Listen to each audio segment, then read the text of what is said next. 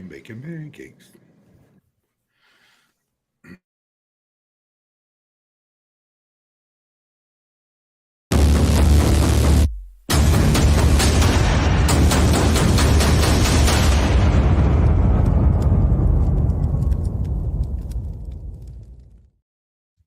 What is up, y'all? Welcome back to the good old Angery American Nation Podcast with a year-end recap for you guys. And we've got the gang on here. As you guys know, Emery is out of pocket. He's doing some things, with at the place with the people. But we got Mr. Bob Toombs in the house. How's it going, T? What's going on, brother? Same old, man. That kind of thing. Here. Chasing goats, chasing chickens, doing stuff. Choking chickens? Yeah. Choking like chickens, choking goats, chasing, I don't know. Whatever. Depends on what time of the day it is.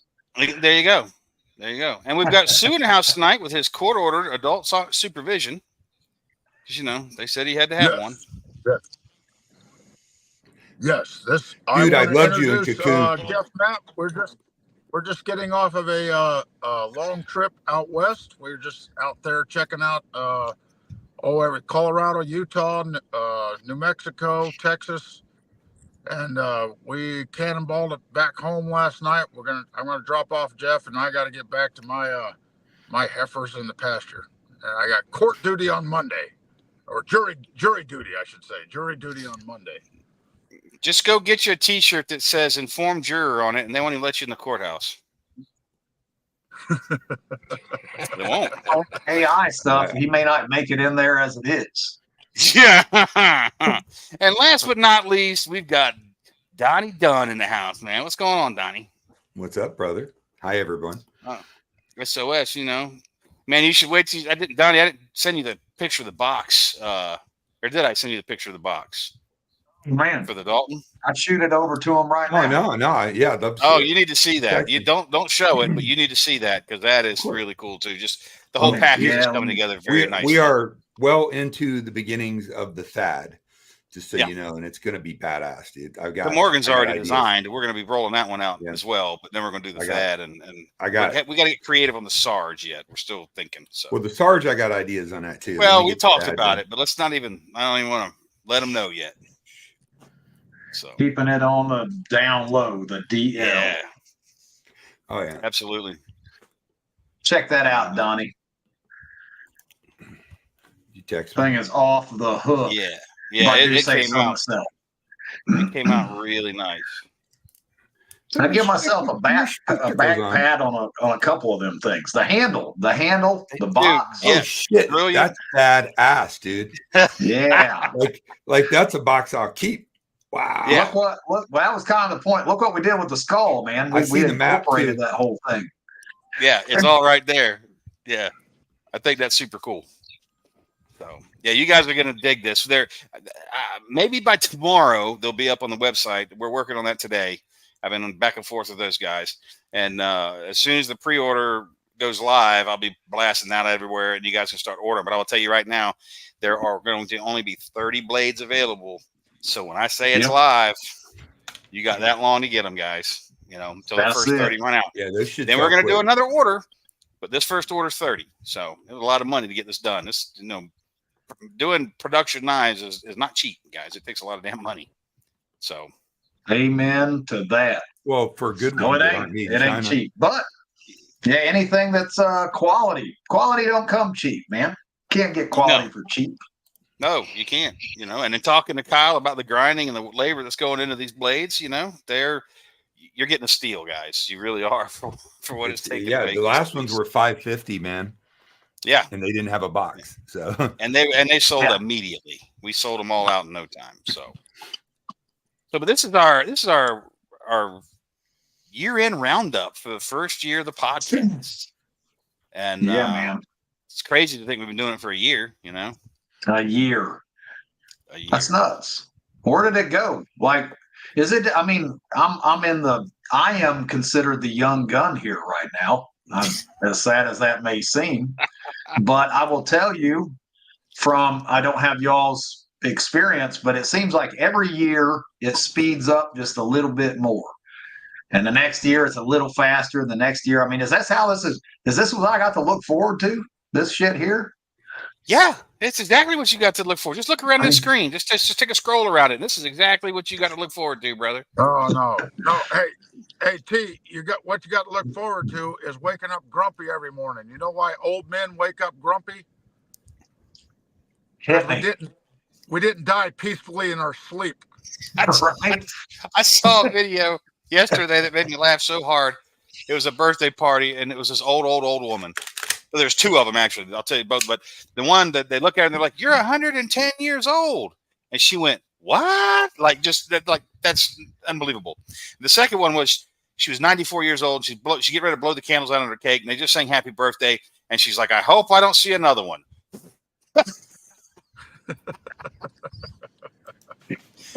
Yeah, awesome. There does come a time when you're just like, I'm done with this shit, I guess. So, but we're still going. We only had a year in here, and we're all a year older. But Sue, I probably had the most tumultuous year of our first year, I would say. Sue went through a bunch of shit, man. I'm glad you came out the other side. All that really good. Yeah, no doubt. Well, I'm glad you came out the other side of that. I ain't gonna say really good. You just came out that is the Angery American next marketing ploy. Is we're going to take my CAT scan and we are going to superimpose it on bowling balls so that our patrons and our viewers can buy a bowling ball and use my skull to knock over pins. It's hard enough. Sue's head 3D, kind of like inside of a clear bowling ball with the fingers in his eyeballs and the side of his head. Would be so It'll good. look like that crystal skull from South America that we see so much of. Hell yeah. Opie's in the house. That's good. But hey, Russ has us a little compilation video from the last year. Let's run that and then we'll talk about some stuff. So let's roll that.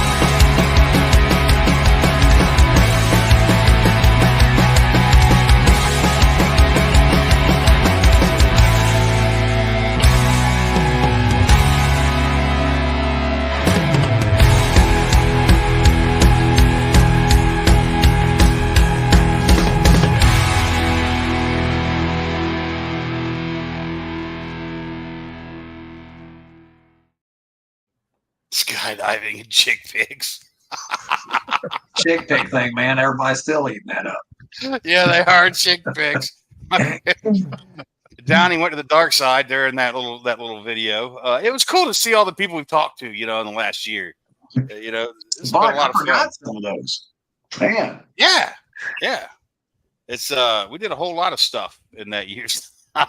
And now he's went black. He's got to come back to the force. He's got to go back. You never go back. Never go back.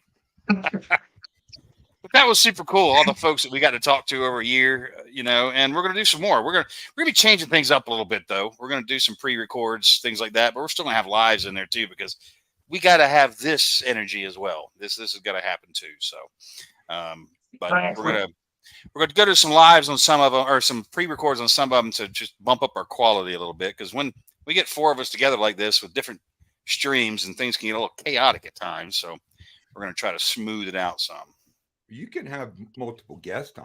The balance of the two. I think organized chaos is kind of a cool thing. That's why people watch lives. They want to see. That's the description of my life, man. Is mildly organized chaos.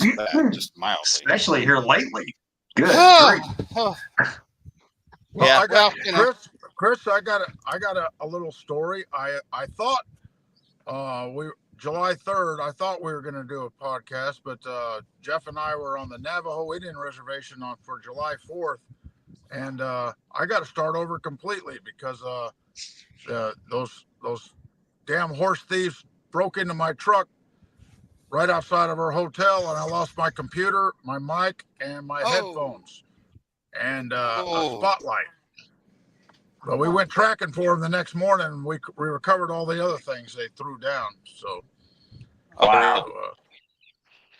And probably needed. How'd they celebrate the 4th of July out there? I wonder. Do they they build a big Uncle Sam and burn him like they do in Russia and stuff like that? Is that how they celebrate 4th of July? It was actually, they had a pretty good little fireworks. We were in Chinle, Arizona, which is right next to Canyon de Chelly, and there was a lot of individual fireworks. There were some small towns we were going through after dark, and they had no fireworks. I guess I could understand. I guess they're not celebrating independence on the reservation. Yeah, but they're not celebrating. Once we got to Chinle, there were some pretty good fireworks displays. I guess they would be celebrating Conquest Day. Yeah, Independence Day is not really a good day for them. Can you blame them? Yeah, not a real good day for them. Not a real good day at all.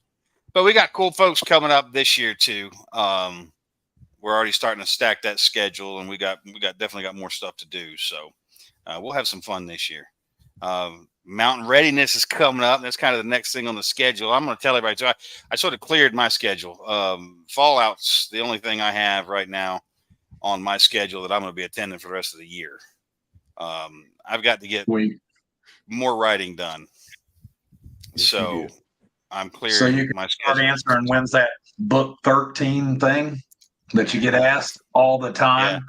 Yeah, like every day by somebody. Every single day. So those events we're going to tone back a little bit so I can focus on what I'm supposed to be doing.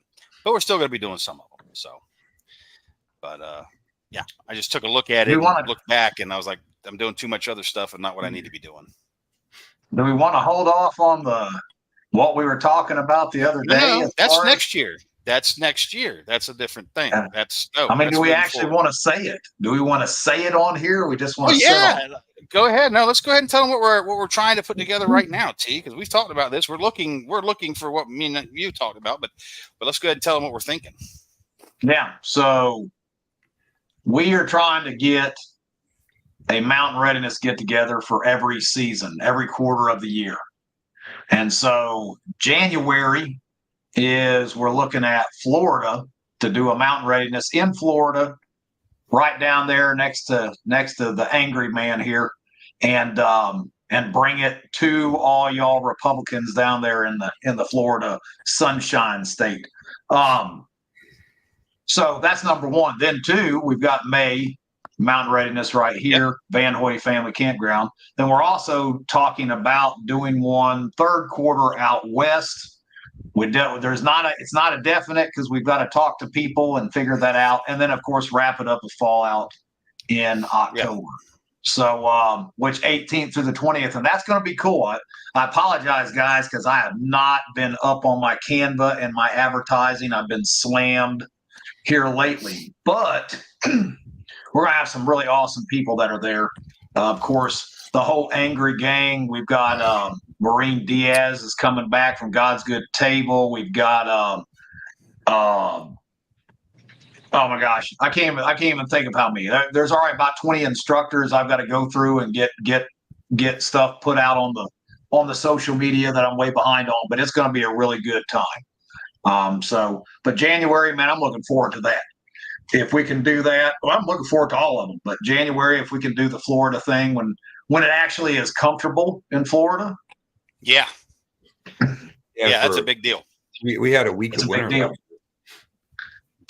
Yeah, we could actually have a campfire in Florida at that time, right? And it'd be enjoyable. It's actually great down here in the winter. Hey, Russ, that's a good comment from Jeff Johnson. Make a note of that right there. Let's make that happen. We got to get her on, just her for sure. But definitely. For folks that are asking how far out west are we thinking, I'll give you guys an idea. Again, this is not set in stone. This is purely in the exploratory phase at the moment. But it's probably going to be Texas because there are no events in Texas anymore. I don't know why. It used to be. I used to go to them, just like there are no events in Florida. So we're looking at 2 packed markets that are completely unserved, and we're trying to move into those and bring the good times there of the instructors and the vendors and the socializing, being able to meet like-minded people and hang out and be in a good place. So those are the 2 things we're looking at right now: be Texas and Florida, but Florida first. So. Florida first. Well, and that's for me. This is how all this happened right here. I mean, Chris. Yeah. Go ahead, Sue.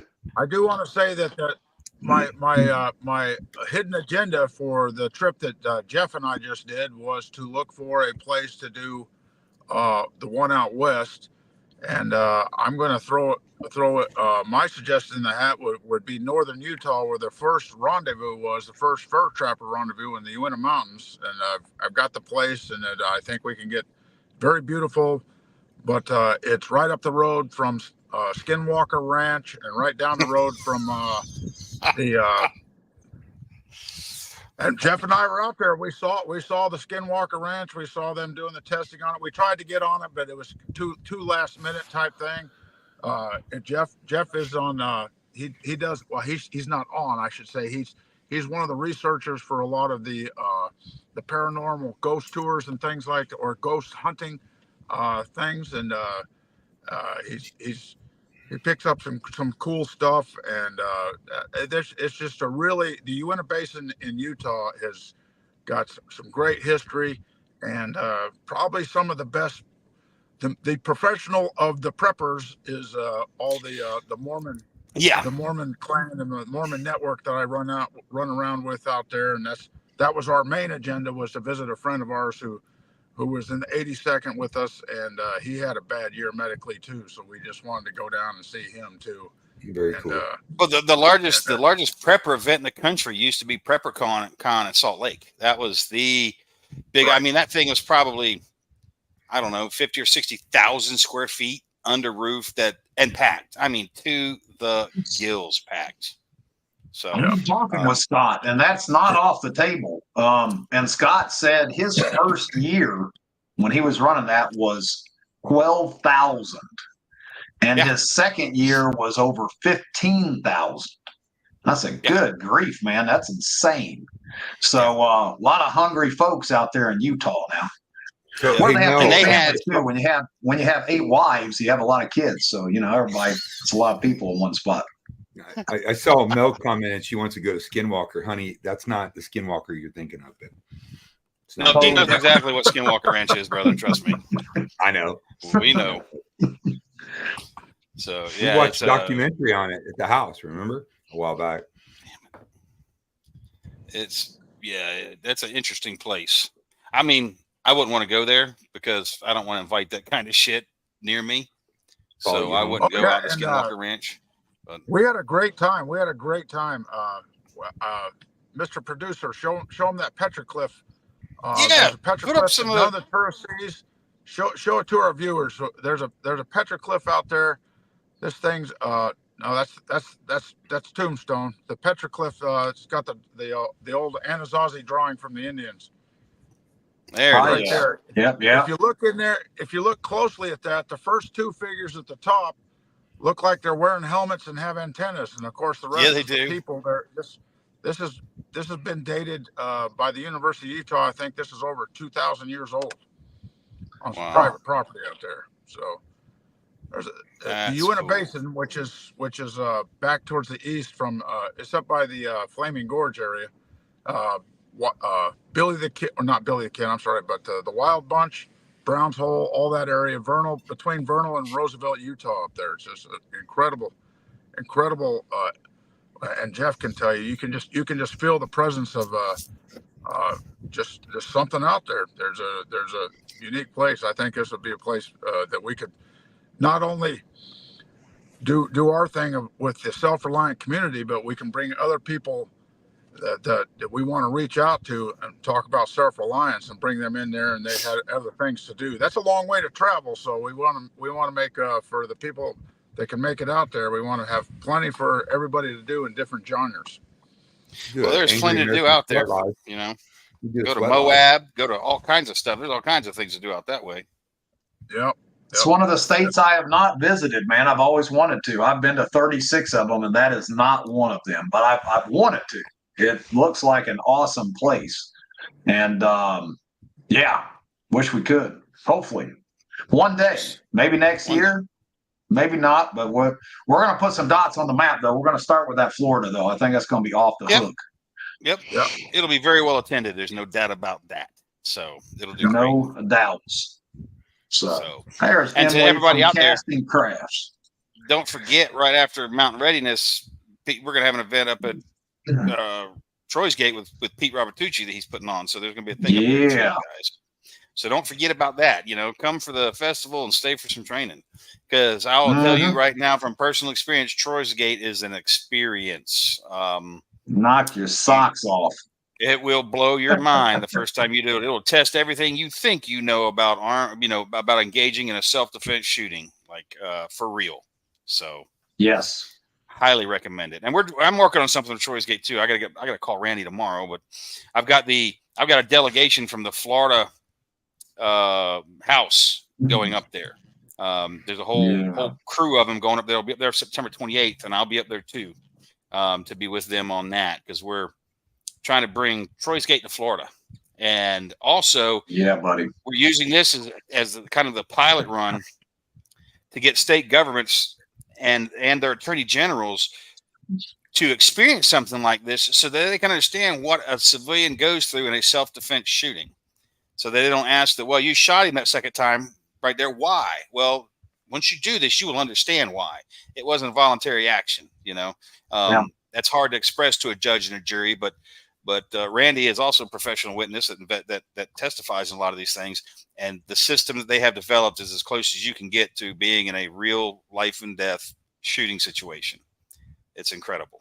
So, buddy, you going to make it down in October, man? Oh yeah, we got to get you over there too. Get both y'all over there. Oh yeah. I'd love to take Donnie into Troy's Gate. Donnie, we got to take you guys over there. That would blow your mind, dude. I'm telling you, it would blow your mind. So now, definitely looking forward to that. For your lovely significant other, we're going to have to put like some milk carts down there at the gate where you walk up to, so she can actually shoot over them. But she'll adapt and overcome. Just a 50 cal ammo cans, all the elevation Joey needs. Yeah, I want to start them up off camera about doing some training too. Putting together some stuff I think would be beneficial to the clan. Yeah, man. Let's chit chat. There ain't no such thing as too much training. There's such a thing as not enough. There's such a thing as not enough, but there ain't too much. Well, there's plenty of that. There's Jay. One of the things I'd like to get Randy to do is Jeff, Matt, and I were in Tombstone, Arizona, and we walked all the streets and everything, and we had a great time. We actually did some of the ghost tours in the the Birdcage Theater, but the morning before we left, because it's so hot down there, we chose the morning to go through the Boot Hill Cemetery and everything. And I got to thinking about it. Is we need to get Randy to reenact the shootout at the OK Corral. Yeah, that would be really awesome. Yeah, it would be. That would be cool. And then let and then this we stand there all day. We can be the role players and let people experience it for themselves. Yeah, same guns, everything. I think it would be a lot of fun. That'd be awesome. It would be a lot of fun. That's an experience that I think a lot of people would take advantage of. Yes. Yeah, that'd be a learning curve too. Whipping a 6-shooter out. That would be Colt different. revolver, Colt Navy. Yeah. You're out there trying to get into a gunfight with 18-inch long barrel on it. A bunt line. What they call them, bunt lines. Joust with the fucking thing. Yeah. That's it. Hell yeah! Hey, Stu, have you seen the pictures of the Hummer? Oh man, I bought a Hummer. I bought an H1. So an jealous. Humvee. No, I haven't seen it. No, it looks just like the one off of his last book. I mean, identical, same color, the whole bit. It's hard to roll that. That'd be awesome. Yeah, but this one belonged to a general up at Camp Blanding. It was his personal vehicle, so you know it was never driven. It's a 98 with 6,400 miles on it, and a custom built AC system. It is phenomenal. So. Oh yeah. Well, it's got drain holes for spilled drinks in the floor pans. Yes, it does. I was looking at it when I was over there, kind of going over it, and I picked up the floor mat he had in the floor, and I'm looking down at them holes. Actually, I saw them the first time from the bottom, and then I got up and I lifted the floor mat and looked. I'm like, those look an awful lot like 9mm holes. So somebody had water in that thing. They're like, get this shit out of here. They shot the floor pans full of holes. Nice. So it's a neat truck with a neat history, and so we're gonna hang on. Got it for a really good deal too, because Progressive paid for one truck, and I added a little bit to it, went and bought that. So we've got something fun for a little while. I'm gonna get the transmission changed out in it. I'm gonna get the transmission changed out in it, and then I'll be able to drive it up to like Harmony and stuff like that. What's the top speed on that thing as it is sets? What is it, like 65? 60 if you're lucky, and it's screaming when you're doing singing. It's singing. Oh yeah. It sounded, when you pulled into the grass, bringing it home, that thing sounded like it was at 10,000 RPM. I think, whoa, coming through the grass. For people that have never rode in one, as you know, these two guys in the bottom left know all too well. They're loud as shit. They're not a quiet vehicle. You're not carrying on a conversation in there unless you're screaming at each other. But at like 50, 55, you're not. 45, you can talk a little bit, but it's just neat to have. So I figured why not? It was an opportunity. I've always wanted one just to have, so we got one to have. It's even still got the combat start on it. I gotta look at how to modify it because it's got a combat start. I don't want to change that out, so I'm thinking of putting keyed battery switches in, so I can turn the batteries off and lock that, so you can't start the truck and drive it away. Well, Jeff and I were in the 82nd Airborne back when they still had the the little quarter-ton Willys Jeeps and things. Yeah. And when we got the Hummers during the 80s and everything, we still did we locked them up the same way we did the Jeeps. And what you do is you bolt a piece of cable to the steering wheel and you put a padlock on it. So you this one right under the steering wheel, out of the firewall. There's a cable that pulls out of the firewall. You wrap it over the steering wheel and you put your padlock right there. That's how you secure the truck. Wow. I'm gonna do a video and show all this shit. We'll film a video on the thing and kind of go around it and show it. That'd be awesome. Yeah, it's a neat truck. It's a neat truck. What was that, like the very first club is what it was? It was a cable before yes, they come pretty out with much. the club. It was the very first club. Yeah. That's awesome. That was the I club got version to 1. take a cruise in that thing. Oh yeah. Like he's like little Corey here says, riding on one of those is an experience, and as we all know, an experience is what you get when you didn't get what you wanted.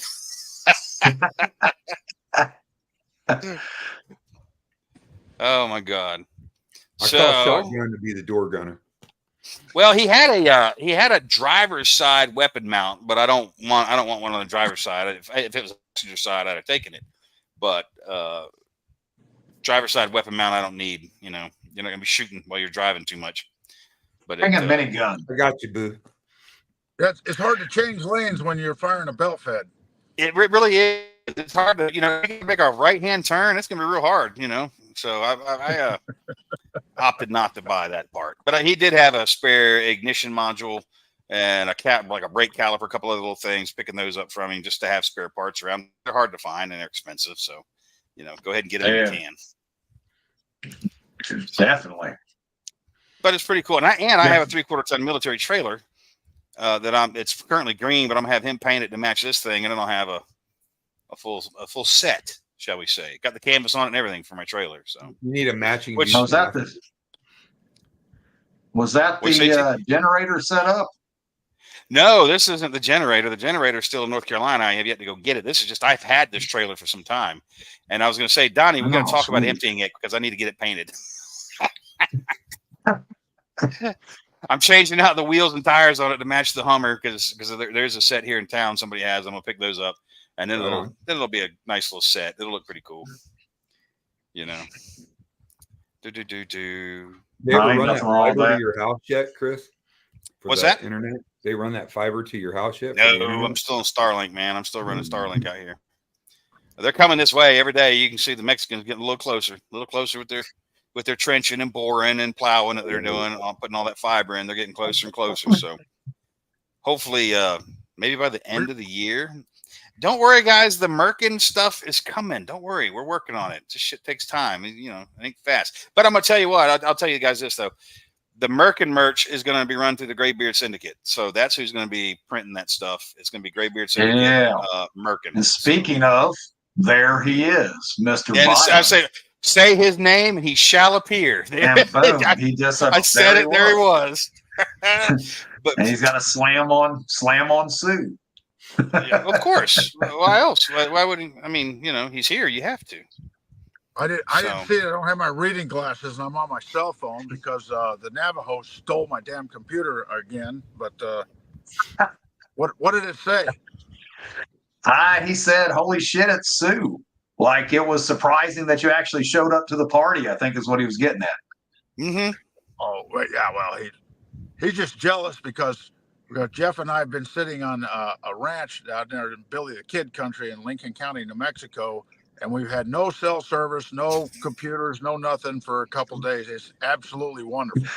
I'm gonna let Chris read that to it was hard to leave. It's so peaceful out there, and so peaceful. Yeah, so go ahead, Chris. Read that.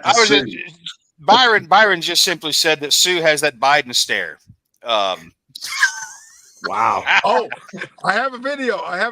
Yes, Robbie and I went to a wedding and everything, and we stopped at a gas station there close to Fayetteville, North Carolina, and it had a DQ next to it. And she's out there getting gas, so I went in and got one of those waffle cones and did the slow walk across the parking lot. And everybody was like, "Is it your fault? Is it your fault that all these gas prices are so high?" And all I could do is look at him and I say, "If you don't vote for me, you ain't black." My wife was very upset with me because there wasn't a white guy pumping gas at that gas station. She's like, "Get in the car." His signal is garbage. There he goes. He's back though. Sue's fading in and out a little bit. He is on a cell phone, guys, so we're gonna have to cut him some credit or some slack because as Patrick right here says, the Navajo stole my computer again. So my fucking Navajos. Hey, Sue, wouldn't you go let me ride your horses?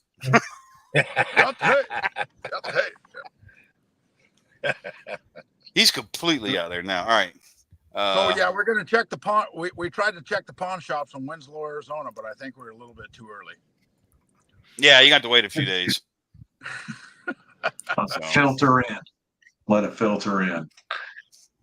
So T, what are we looking at on timeline for that Dalton blade? I know your guys are getting asked a zillion times. I'm just going to ask it because we're all here. Yes. So we've got a blade ahead of it that is now, I think it's about started production on that one. And then yours is chalked up next. So I know all the CAD's done on the blade. All right. And then we've got to get the jig made and then get it all set up and get a few run off of it. So I'm hoping by next month, a month or so out, month and a half maybe, we start cranking them out. Once the jig and all that stuff's done, it goes quick. It goes quick, but it's all those little details that goes into the stuff behind the scenes. That's why this stuff is so expensive too. There's a lot of CNC work, a lot of CAD work, a lot of design work, a lot of hand work. Nobody sees that. Yeah, and a lot of hand work because they're hand ground, so they got to be ground by hand. That well, we're actually going to try to do that. We're going to try to machine it. We're going to try to machine it so we can get real good, consistent blades. And I think it shouldn't be an issue.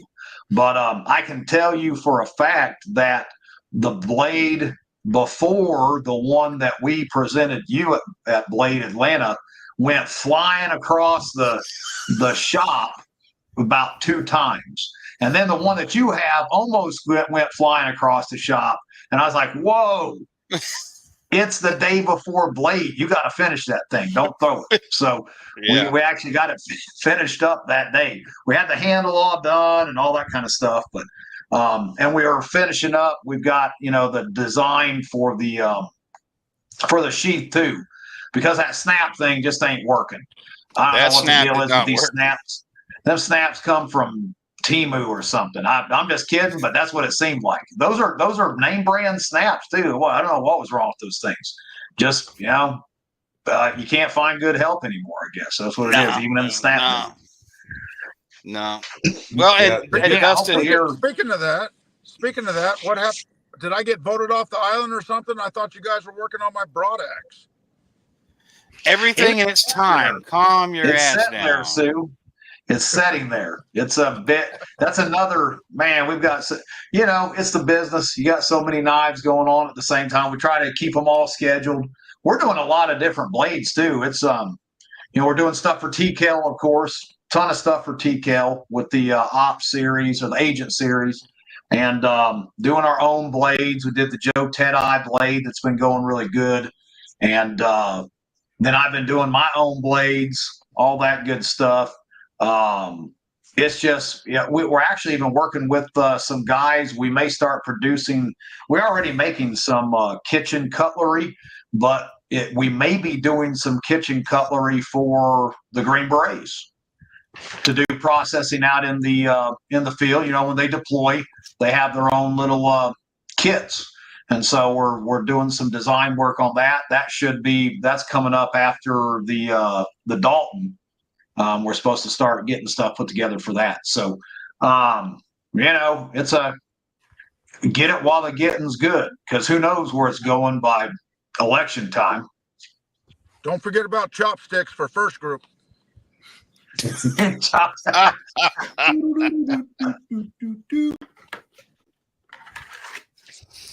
it. Joey right says, there. "Did you send me my Warhawk yet? You got to come down here and get this thing, Joey. You got to pack that thing back to Florida yourself." Yeah, we were heading over. Heading over to visit Donnie and Joey, and she texted me. She was like, "Did you bring my Warhawk with you?" And I was like, well, "He didn't give me your Warhawk, so no, I don't have it. I don't have your Warhawk." You can't even pick that thing up, dude. It drags around like a battle axe. It was like watching Conan the Barbarian. The axe went from the nape of her neck down to her knees when she was walking around at Blade. Well, the cutest thing was the first time she held it, she kind of went to swing it, and when the bottom of it hit the floor, I just thought that was adorable. Oh, that's awesome. I'll tell you, I'm excited though for is the blade that we made for you that we're going to be doing production on as time goes on, man. Every time I see it, I forgot. I was like, damn, I shouldn't have given this knife to Chris, because it's just that good. It's such a perfect knife. It's going to be the Morgan. So, guys, the Morgan's already designed, and I have the prototype, and I love it.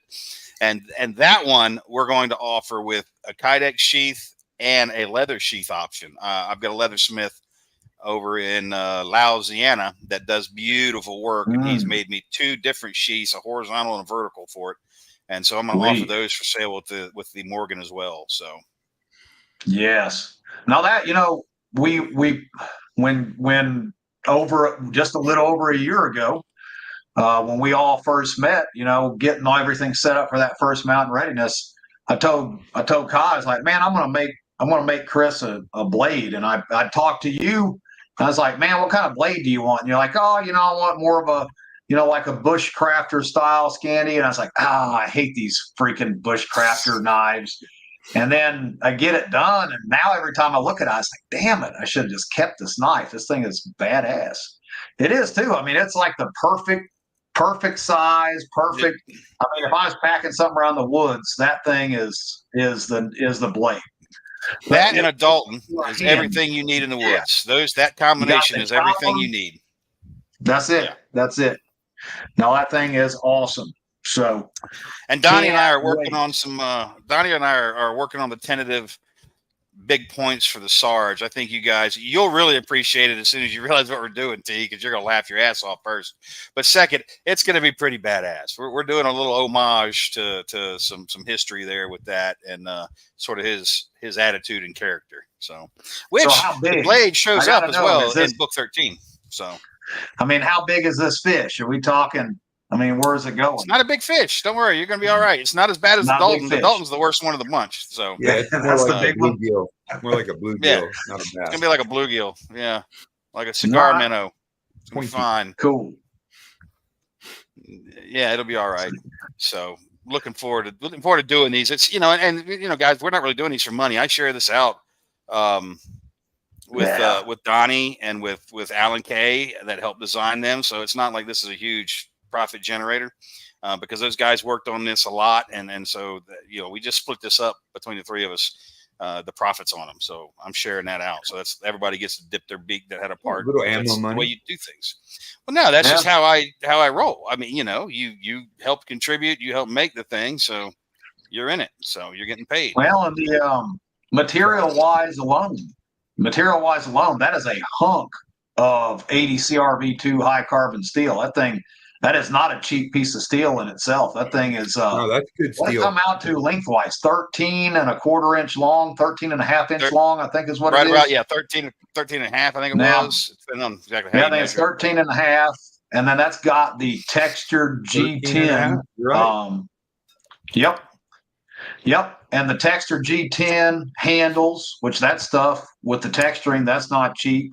And the handles, guys, too. What we did to them, T had a brilliant idea, and the scale on the blade looks so freaking cool. Like what we did with it is really freaking cool. Yeah, it's pretty dope, man. T, we're gonna do that bead blasting, make it a little lighter on the production one. Yeah, we can. What we'll do is we'll tumble it longer. Because that one there, if you tumble it, you get that stonewash look on the steel. We blew it just for extra protection. Almost looks like and then we tumble it. Yeah, the tumbling goes a little longer to give it a little. So we just run them in a tumbler longer, and we'll get that real, light stonewash color. You'll see instead of black with the gray veins through it, you'll get gray with some black veins through it once it starts eating away that finish. So no, we can definitely do that. We can lighten it up, and that will be a done deal. Cool blade right there for sure. Hell yeah. Looking forward to it. It's fun doing these little projects. Just for our listeners, remember you get the full package with these knives too, because then you show up for one of the events that everybody's working so hard on. Hopefully we'll have Emery back to show you actually how to use it, so that really went well at Mountain Readiness. I was surprised at how many ladies came to the knife fighting class. It was he went off into the ether. Really well run and really well received. So. Yes. Now, and not only that, I actually have that entire class recorded, and that just got sent to me a couple days ago. I've got the entire chicken processing class. I've got the entire all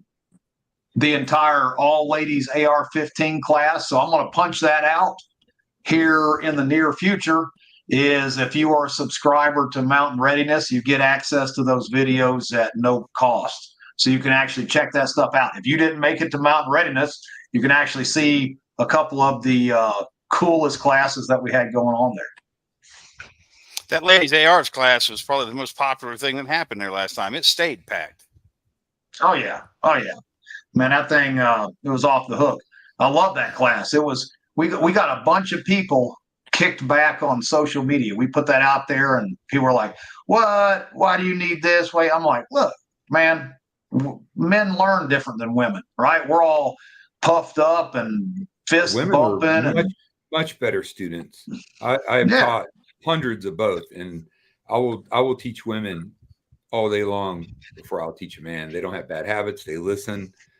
They pay attention. Their safety's good. I love teaching women. They usually outshoot men. I don't know if it's they don't have the bad habits or they just listen better. But I would prefer, and plus Carl, if there's a better instructor on the planet, I've never seen him or even heard of him because he's wonderful. And he puts you at ease. He laughs, he jokes, but he's spot on in what he teaches, man. He's amazing. Him and Emery they are a power duo for sure. Yeah. When he had all those ladies laid in the prone in the wet grass, I was just smiling. I just like, yep, only Carl's going to make them do that. Hey, man, it was all you ladies, man. We loved watching you guys leave the class because everybody walked in was like unsure. What am I getting myself into? Everybody leaving, it was like a different group of people. They were ready to rock right there, man. It was awesome. And I've already talked to Carl, and of course, Carl is coming back, the whole tactical rifleman team again for Mountain Readiness next May. So that's a done deal, already cinched in the bag for all you people that didn't take that class and all those others. Now I do have to cut back a little bit on how many classes I booked for Carl because Carl said, "Man, I would have really liked to have done a couple of those classes, but you have me working the entire damn time." I'm like, "Okay, I'll give you a couple breaks," which that was Emery's fault. Emery's the one that said, "Yeah, do all the classes." Okay, we're doing all the classes. So, but yeah, it's gonna be killer. Listen to Pete. I was talking to Pete, which I see Mr. Robert Tucci on here. Pete not only is going to do the Troy's Gate after the event, I've got Pete talked into doing some instructing at the event. So you can get a little preliminary. I told him, I said, "What are you doing hiding behind that book stand all day long? It's time for you to get out and spread your wings and do something else." And so you're going to do something too, aren't you, Chris? I think we talked about something. Yeah, we'll see. There, you never know what we can come up with, and I'm trying to drag Alan's ass over again too. If I can get Alan there, me and him might do something together because that's always a good time. So Chris, I want to remind you about my South African. We need Alan to give some of those awesome classes he does. Alan's a great instructor in his own right. But to all the viewers out there, I did get a call from Signal from Emery. Yeah, from Jerusalem. My signal is fading in and out, guys. I don't know. If y'all can hear me, that's fine. But we can, dude. It's you, it's yours, but everybody else is loud and clear, and we can hear you good. So keep on rolling. Okay, good. I'm losing some of what y'all are saying, but that's all right. I don't care about that. I care about that, but as long as everybody else is hearing you guys, and that's what I care about. So, but yeah, no, Donnie, what he was talking about, his South African buddy, I would love to get that dude there. And, I was going to say when he comes in September, I really want to get Alan down because I think him and Alan would be. Like this guy is a world renowned martial artist, and he was in the South African patrol, and he teaches all over the world and picks up little bits. So he teaches like when he does his shotgun class, which is really fascinating. It's the only class I've ever taken where they teach you how to parry and fight a machete with a shotgun. Because in the rest of the world, the machete is a legitimate threat. You don't see too many people getting slain in America with machetes, but in South Africa. It's a common occurrence. Well, since we're talking about South Africa, hang on. I need to let you know this, T. I'm bringing a South African community security guy. He will be here in October, and I'm bringing him to Mountain Readiness, and we need to put a slot on a schedule, maybe a couple of them, for him to give talks. This is a guy that is living through what we're all planning for right now, but he's living it. We've been sponsoring him for a little while. Been sending him communications equipment. As a matter of fact, Mark McGrath, if you're in here, your package showed up today. I've got people that are shipping gear to me, and then we are facilitating its transfer to South Africa for him. But we're bringing him over in October. He will be going through some brush beater courses while he's here. And I'm going to bring him to Mountain Readiness because he's going to get the same time frame, and I want to do that, and I want him to be able to give some talks. So that's one of the things that we need to do.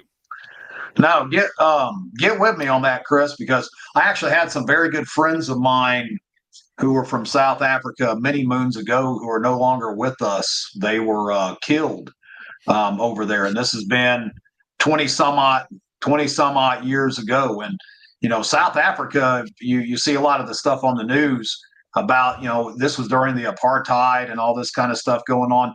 Man, it was a bloodbath over there, and it still is, from my understanding. I don't have really anybody that I know over there anymore. Everybody is no longer with us, unfortunately. Hey, Sue, everybody's asking what did Angery tell you? Like several people have asked. You were starting to say. Sue? Talking to you. Well, I talked to Angery. I'll tell you guys that. I've talked to him a few times. He's yet to deploy. He's still probably going through an operational spin up from what I gather, but he's there. He's in good spirits. And as he said, living the dream. He sounded just as happy as Angery always sounds. He's always in good spirits. He should join his unit this week. He's passed all the admin book BS and everything. And then, of course, I had to throw a little joke in on, when Jeff and I were at the Tombstone Boot Hill, they actually, at Boot Hill and Tombstone, they have a separate Jewish section. So I told Angery that when him and I die, we got to get buried there. And he's like, why is that? And I says, well, they'll put you downhill where I don't have to listen to your snoring for eternity. So. Like a heave holiday. And Suzanne, yes. K9 Reaper, which is what this guy goes by on Twitter. Anybody who would like to follow him, I recommend it. K9 Reaper. Look him up on Twitter. He posts updates daily of what's going on in South Africa, how terrible things are, the kind of crimes that are being committed, how they're being committed, that sort of stuff. And I highly recommend checking him out. But he will be here the month of pretty much most of October. And we're going to do a few things with him. We'll be setting up some speaking events for him up in the North Carolina area. And then at Mountain Readiness as well. And if we can kind of get him sequestered off anywhere else where there's a desire to have him talk, we will. Bear in mind, folks, we are sponsoring this for him. He's not spending a penny to come.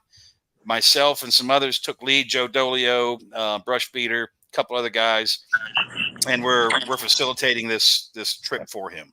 So if you want to make donations when he's here, we'll put out a bucket. Please feel free. Every penny goes to him running his operations in South Africa. They buy their own gas, their own equipment, everything's themselves. Their own communication equipment. They're totally unsupported. So we're just trying to reach out and help a little bit. Is all we're doing. Are they using carbines, or are they just mainly 12 gauges and handguns? What can you say? We're not going to talk about operational stuff on an open wire like this, but they're doing the best they can with what they got. So I think we can do a little fundraiser at Fallout. I would love to. Let's do something like that. And right now, if people want to donate, there is a not a GoFundMe. There's just a PayPal page set up, and it's K9 Reaper SA at Gmail. That's the PayPal address where you can donate right now to him if you want. And all that money goes to him. Like, he's trying to get his visa right now. We're actually having issues getting this money to him. PayPal will not send it to him. None of the cash apps, nothing like that will do a transfer to South Africa. So I might have to convert this to Bitcoin and send it to him that way, or just do a direct wire transfer if he feels comfortable enough with that. I don't know what the banks are like. But yes, you can donate to the email right there, and I will get the funds to him. So those apps won't send to South Africa? Wow. Let's do this. Any of y'all that want to donate anything, let's do a raffle there at Mountain Readiness. I'll throw a Warhammer in. I'll just throw a Warhawk in. Look at that. I'll clean it all up. We'll get it all cool, and we'll do something. I'll do something special with it, something that's unique, unlike the rest. And this here, we'll raffle it off, and if we can grab a few other items. So if you guys have anything you want to throw into the kitty, we'll stick it on the table, and you guys donate, and we'll raffle some prizes off, and we'll make sure all these proceeds go to this gentleman here, so he can do what he needs to do. Yeah, I'll throw a set of books into that. I'll throw a Dalton Blade into that too, as for that raffle for him. I got some. I'm more than happy. Yeah. To add to the. Yeah, let's do that. That'd be great, man. I have a special place in my heart. I was very good friends with quite a few people over there many years ago, and they're no longer with us, and that's something that it was a tough thing in my teens. That going down, not being able to communicate with those people anymore. So now let's do that. I think that's an awesome idea. Yeah, like I said, I'll throw a Dalton and a signed set of books into that package too for raffling off. So we'll have some cool shit there to give away. We might even get some radio equipment and some other things mixed in with it as well. Yeah, cool, perfect. I got throw in a merkin. Damn. Just to change the subject a little bit, I got one more shout out for one of our more recent guests over the past year, Doc Bones and Nurse Amy. Yep. I received their book. I took it down to my cousin's clinic. He's opening a clinic where, just get around Obamacare, you just pay as you go type thing. We did a quick peruse through that book. Nowhere in Doc Bones' book does it say get the person to a doctor. This book is amazing. So we need to get that on the website too for all of our people. If for your medical plan, you got to have that book, Doc Bones' book, in your package for your medical plan. It's got everything in there. It's super easy to read. He doesn't get into the weeds too much about with all the Latin terms and things like that. But he's got home remedies in there, and he's got everything: first aid, long-term care, all the way up to simple surgeries and stuff in there. So great guests when we had them on just what was that, like 6 weeks ago? Yeah, and we're gonna have them on again too, because I have my copy of it now as well, and perusing through it, I want to have them on again so we can actually talk about the contents of that thing, because like Sue's saying, it's incredible. It's like this it's like a phone book, guys. It's huge. Yeah, they've been doing this for years and years and years. I mean, I remember seeing them at a prepper convention years ago. So they've I've seen them all over the country. I've seen them in Texas. Yeah. I've seen them in Denver. I've seen them all over the place. Right on. So yes, but we're wrapping up this one. He's slowing down. Him and Nurse Amy are slowing down. So if you get a chance at the next Mountain Readiness to take some of his classes, absolutely put that on top of your list. Yeah. So he's not going to do many more of these. Well, yeah, and I need to talk to them. They may have wrapped it up already. This last Mountain Readiness may have been the last venue that they did. From what I understand, it was the last. So. Yeah, that's what we were told too. Maybe they get rested up, and maybe we can get them to come back out just to do a hangout or something. Because they're awesome people. Yeah. That's what I was I'm going to talk with them too, and and if you're listening, guys, don't know if you are, but you're always welcome and invited just to come and hang out. We always enjoyed having Doc Bones and Nurse Amy. They were phenomenal people, great instructors. Their gear is great. I mean, everything about them was just top notch. We couldn't have been happier to have them for those 3 events that they were with us. So, absolutely, couldn't agree more.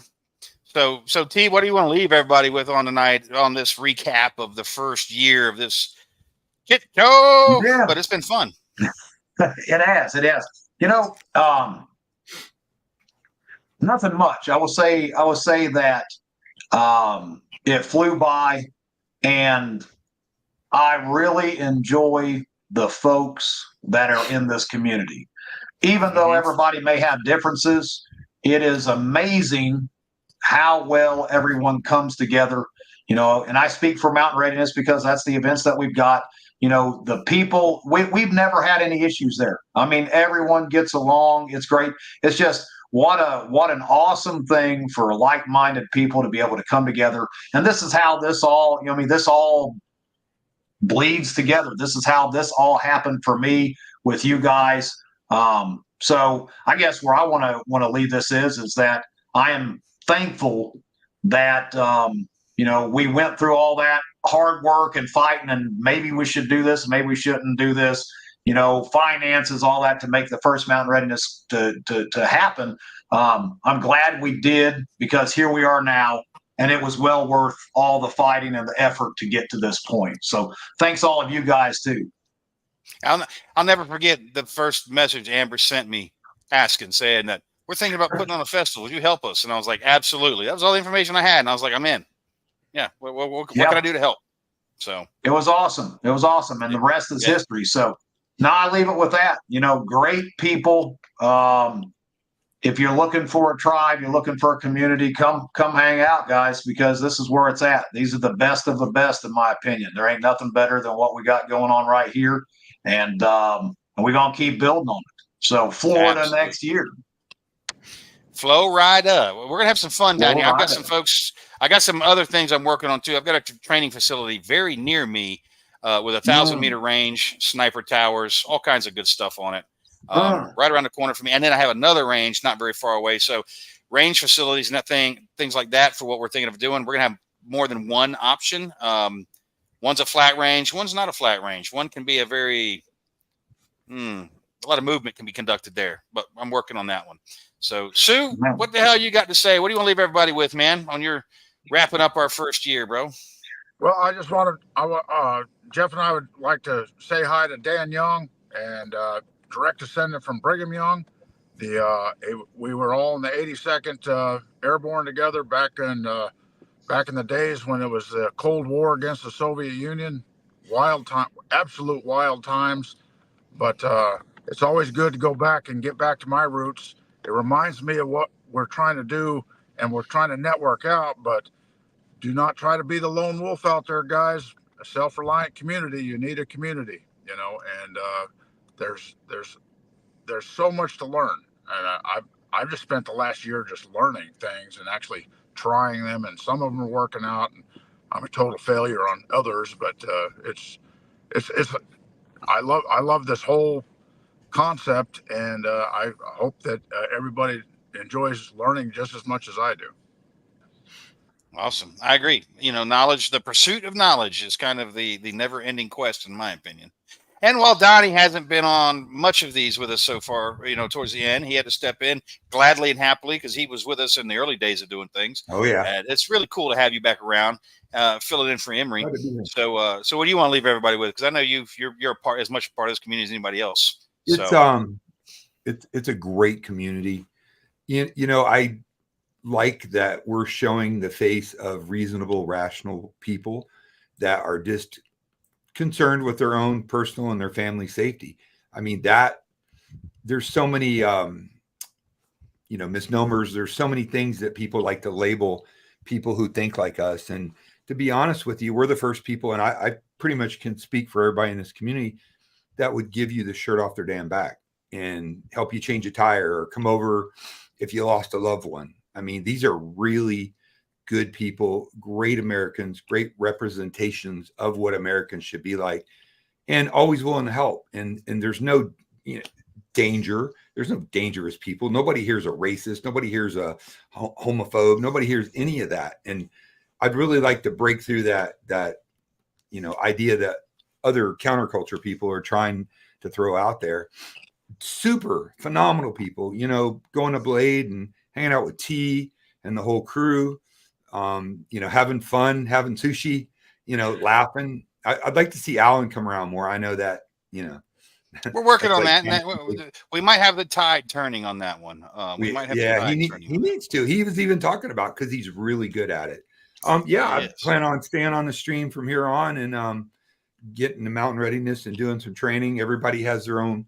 Everybody's really balanced on their skill set and knowledge, but a lot of us have specialities that we focus on. And, I'd like to jump back in the ring again. Work's kind of kept me from doing it. You guys are my family, Sue. I mean, Sue's a fucking American treasure, dude. T, everybody. I'd be glad when my boy Emery gets back, because, Emery's, he's a one of a kind. So we're going to kick out some great knives. We're going to kick out the knives are just the beginning of the gear that we're going to put out. Really solid, well engineered, well thought out products that could save your life. I mean, Chris won't put his name on anything that's not top shelf, on anything that he wouldn't use in the field. And the Dalton is just, I think, a great example. I'm biased though, but a great example. I beat the piss out of mine. I beat the piss out of mine. I mean, I use it quite especially often. with that new steel. I can't wait to get that. I won't talk too much about it and some of the other things, but it's exciting. I think this is going to go somewhere. So I'm really looking forward to it. And I am eternally grateful to know, Pete and everybody in that crew, the Eden Army, T. If you don't like tea, I don't want to know you. I mean, come on. How do you not like tea? Man, I appreciate it, brother.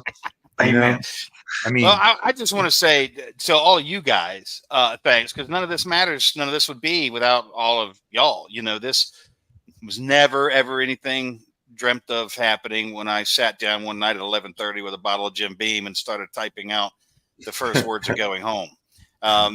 Never, not in my wildest dreams. And look where we are now. I mean, and look at the community. It's a genuine community of people.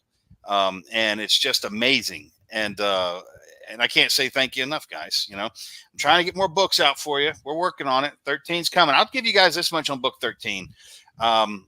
It's going to be kind of like a rocket out of the gate. And it don't let up much. And as much as you guys hated the end of 12, you're really going to dislike the end of 13, but in a good way. He's going to make up for the literary blue balls that he left us with the last book. You son. There were no literary foo balls in the last book. It is a perfectly clean manuscript because it's error free. So I paid a lot of money to make that happen. That's another thing. Blue balls, I changed.